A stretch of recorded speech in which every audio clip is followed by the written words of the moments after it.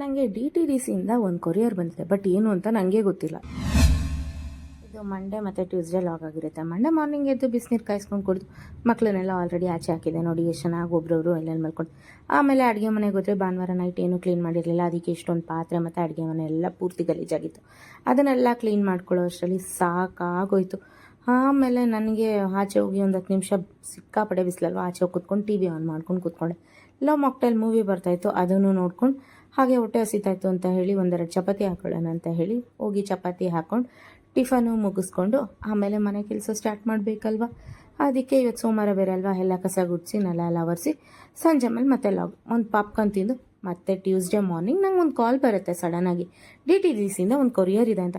ನಂಗೆ ಆ ಕೊರಿಯರ್ ಏನು ಅಂತಲೇ ಗೊತ್ತಿಲ್ಲ. ಆಮೇಲೆ ಓಪನ್ ಮಾಡಿ ನೋಡಿದ್ರೆ ಹಿಮಾಲಯದ ಫೇಸ್ ಸಿರಮ್. ಸರಿ ಆಯಿತು ಅಂತ ಎಲ್ಲ ಓಪನ್ ಮಾಡಿ ನೋಡಿ. ಆಮೇಲೆ ಮಧ್ಯಾಹ್ನ ಒಂದು ಮಾವಿನ ಹಣ್ಣು ತಿಂದು ಇವತ್ತಿನ ಲಾಗ್ ಇಲ್ಲೇ ಮುಗಿಸ್ತಾ ಇದ್ದೀನಿ. ಲಾಗ್ ಇಷ್ಟ ಆಗಿದ್ರೆ ಲೈಕ್, ಶೇರ್, ಕಾಮೆಂಟ್ಸ್ ಮಾಡಿ, ಫಾಲೋ ಮಾಡಿ. ಮತ್ತೆ ಸಿಗುವ. ಬಾಯ್.